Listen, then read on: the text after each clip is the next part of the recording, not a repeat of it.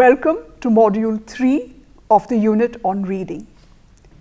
We bring you one more of our favorite quotes. Today a reader, tomorrow a leader. Readers do indeed become leaders. We hope that even as you are learning about reading, you have picked up a book or a magazine and begun to read. We strongly recommend reading novels. Pick up a book of your choice in any language and get started on this great adventure called reading. In Module 2, we learnt why it is important to identify the main idea of a sentence or a paragraph, and we learned how to do it. We also learned that the main idea can occur in any part of a paragraph. We do hope, dear students, that you were able to use the tips we have given you to solve the exercises in your worksheet. In Unit 3 today, we are going to learn about text structure and how to make notes based on a lecture you hear or a text you read.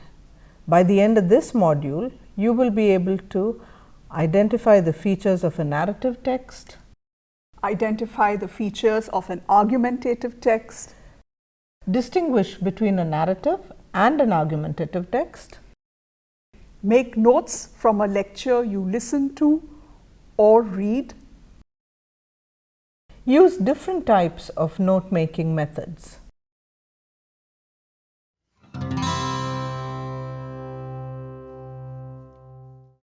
So let's get started. What do you mean by structure? By text structure, we are referring to a pattern, shape or form. Different texts have different structures. In this unit, we will look at only two types of texts in order to learn and understand text structure. The first one we're going to talk about today is the narrative. As we discussed in Module 1, the narrative is anything that tells a story or speaks of an event. A narrative is normally used to entertain, stimulate, guide or teach. It includes both fiction, novels, short stories, poems, and non-fiction, memoirs, biographies, news stories. Writers often narrate complex stories that examine universal ideas, events, and issues. As readers, if we are familiar with the purpose and methods of narration, then we can follow the storyline more easily and make successful predictions about what is to occur.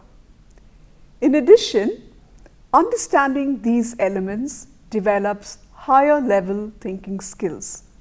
For example, the complications in a plot are related to cause and effect, and awareness of characters' motives can help us analyze what has happened and why. A narrative usually follows this structure. It has an orientation which introduces the characters and describes the events. There is a complication that introduces a situation that changes the normal run of events and causes a problem for one or more of the characters.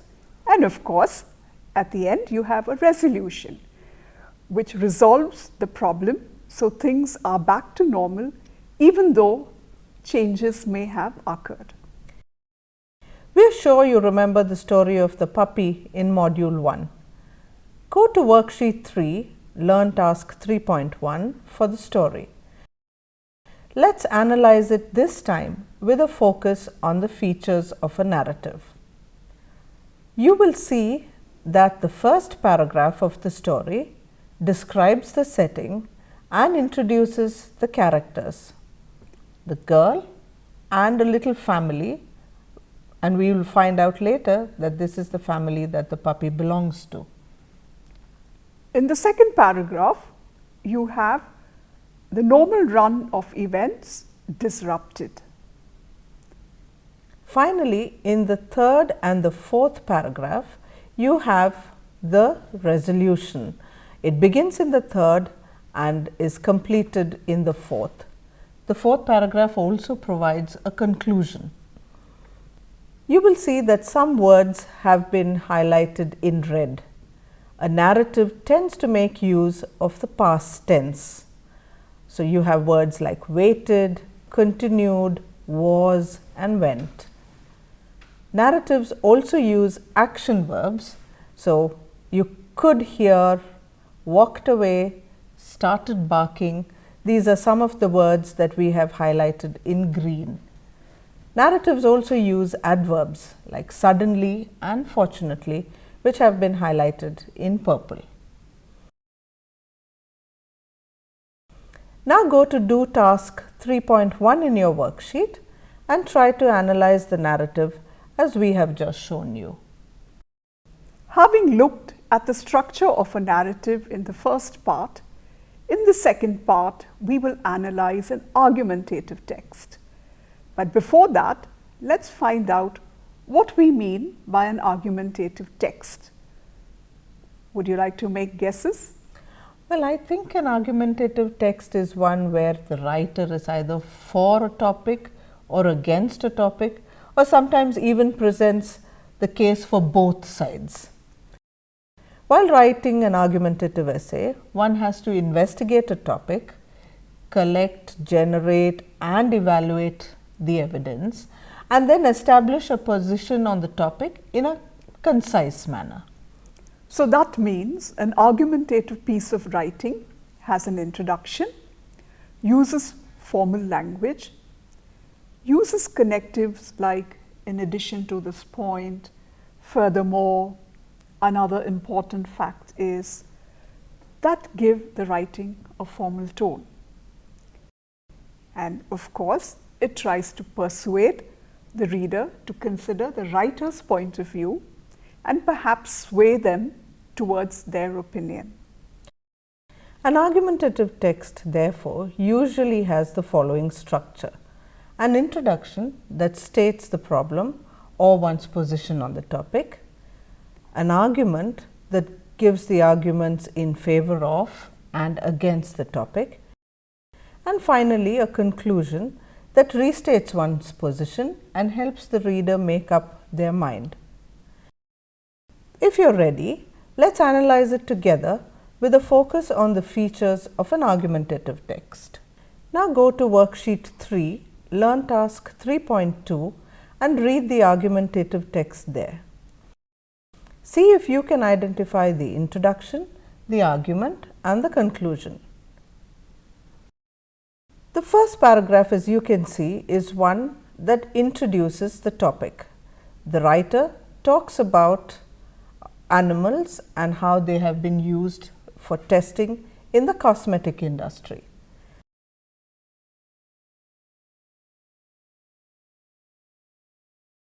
The next two paragraphs form the body of the argumentative text, in which the first one talks about the scientist's views and this supports the arguments.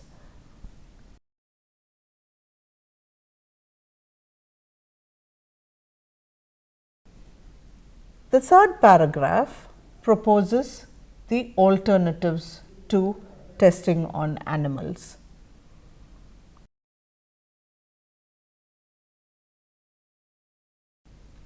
In the fifth paragraph, the writer's point of view is expressed, and finally there is a conclusion. You will also notice that words like first and second that you just mentioned a little while ago, the connectives, these have been highlighted in red and they are used. When the writer is expressing his own point of view and he is trying to persuade you, then he says personally or in my opinion, and that is where he is stating his opinion and trying to convey a certain idea. Yeah. And finally, in the conclusion, you have a phrase like in conclusion to suggest that he is summing up his arguments.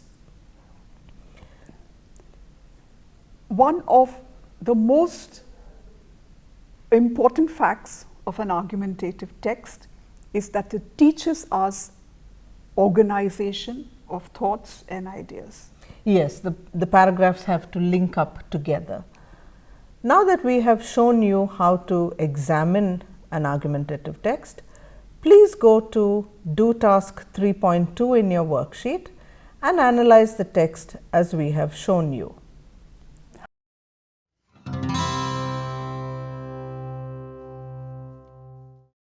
Having discussed two different types of text structure, we move on to the third part of this unit, which is note making. Why is note making important? I think it's a skill we need across disciplines, across subjects, and therefore across the curriculum. Note making helps us to learn from listening and reading, and also helps us to write. Furthermore, it helps us to organize information in order to retrieve it later, maybe for an exam, and it's a great time-saving device. Especially when you have to get content together to write essays and articles.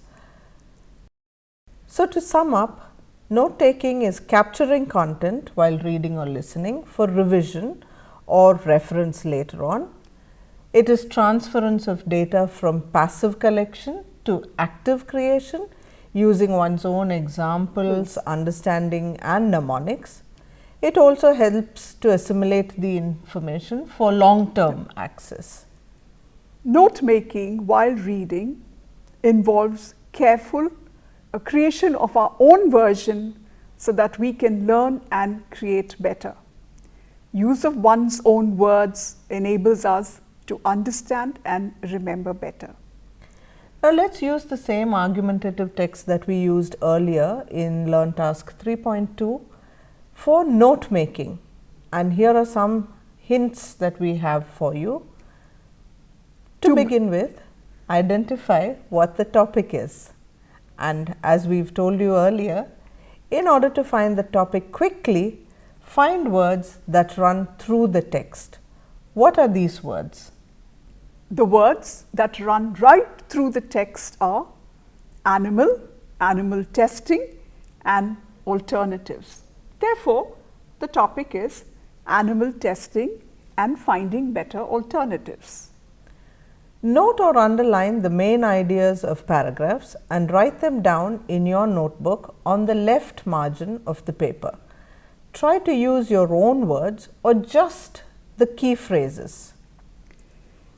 Here, we have highlighted the main idea of each paragraph, and we hope that you have found them too. So, in the first paragraph, the main idea is the question in 2009 whether testing on animals is necessary or not. Yes, and it's situated in the middle of the paragraph. In the second paragraph, again I think it comes in the middle, and the main idea is that we as consumers are being caught in the middle. Where is the main point in paragraph 3? It is the first sentence of the paragraph. It says, what are the alternatives? So, this paragraph discusses alternatives. And finally, what can be done? Once again, the main point situated right at the beginning of the paragraph. Now, quickly find the major details and underline them. List them below or opposite your notes on main ideas. Look for supporting details. Read them quickly, and if you want to write them down and indent them against the main point of a paragraph. Look for signal words like most important, first, second, the point is, the facts are, and so on. These are important because they take you to the order in which the thoughts have been arranged in the text. Use abbreviations and your comments and thoughts. When we come back, let us see how a sample note on this text could look like. So, the main idea is on the left, animal testing yes or no, and on the right you have scientists discussed in the first paragraph who are for animal testing and animal activists who are against it, and the fact that tests are painful for animals. The second main idea is about the consumer's dilemma or problem, and on the right hand side you have cosmetics requiring testing, but research being incomplete, and the fact that animals suffer or even die in this process. And following that, you have alternatives suggested, such as replace animals or less painful tests on them, or use human cells and tissues instead of animals. And finally, future action, which is less violence, destroying labs, because that doesn't really help.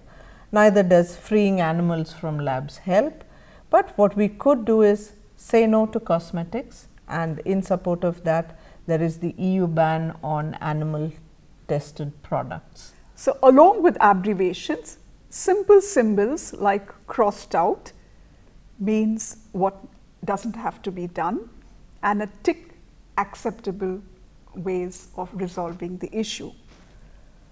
There are many types of note making, but before we list them, we want to stress on a few key principles of note making. Note taking by hand. Research says how you take notes determines how much you will remember.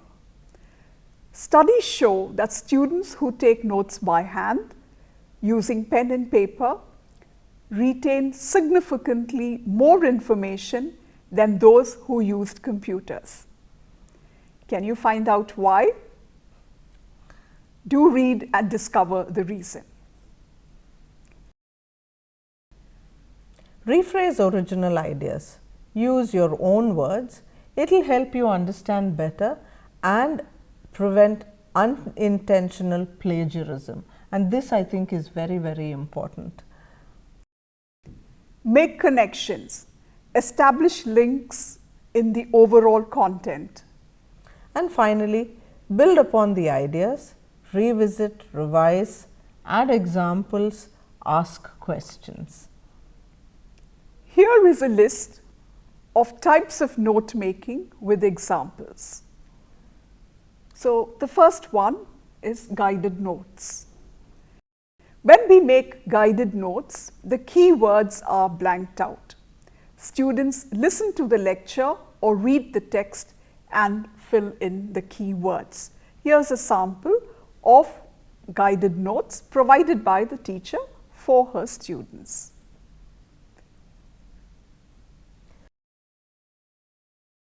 The second is outline notes, and when you use the outline method, you simply list the main or the first idea or theme, and this is what we've used in the sample that we've shown you earlier. You indent the next line and add the first point related to that main idea as letter A or B, and then you continue adding other related points below as C and D and so on. Repeat this pattern for each main idea and related facts that follow. We have for you a sample here of an outline note. Take a look at it in your worksheet, and then later on you can complete the do task related to this. Another popular method, mapping notes. Place the key phrase that identifies the main topic in the center. Then draw smaller boxes connected to the main idea and put it in key phrases. Have similar boxes summarizing the minor details. And here you have a sample mapping notes. Finally, the one note making method that we will look at in greater detail is the Cornell notes. This is one of the most popular methods where a page is divided into 3 sections: notes, cues, and short summary. This format follows the principles of 5 R's: record, reduce, recite, reflect, and review. Here is how a page looks like. You have the 3 sections. And the cue column comes on the left. The main note-taking area is in the middle, and then there is a summary area right at the bottom of the page. It is systematic and organized for effective recording and reviewing of notes. It's an easy format for putting up major concepts and ideas. Efficient as well as simple, it saves time. Here are the Cornell notes for the passage on the world of the Incas that served as a text for the other 2 methods of note making. There you have it. The first section has the main ideas and vocabulary. More detailed notes in the second section on the right, and right at the bottom you have the summary of the text. Notes may also be organized in a variety of other different ways. For example, organized in a linear way where points are systematically arranged one below the other and flow from one section to the next on the page using headings and subheadings. In a diagrammatic way, with the use of boxes and flow charts, or with patterns like mind maps, which fit in a lot of information on one page, but rely on students to remember and understand the underlying knowledge. In worksheet 3, we have provided you with Learn Task 3.3 and Do Task 3.3 to practice note making. You can use any of the formats we have discussed with you today to make your notes. We hope that this module has helped you understand that texts are constructed in different ways, and knowing this enables you to navigate what you read. Note making is an integral part of study. It's inextricably linked to academic discipline. We hope that you are learning to read and also reading to learn. We will meet you soon in the last module of this unit called Critical Thinking, and we hope you are making your notes the way we've shown you to, and we hope that this will help you as you study. See you soon.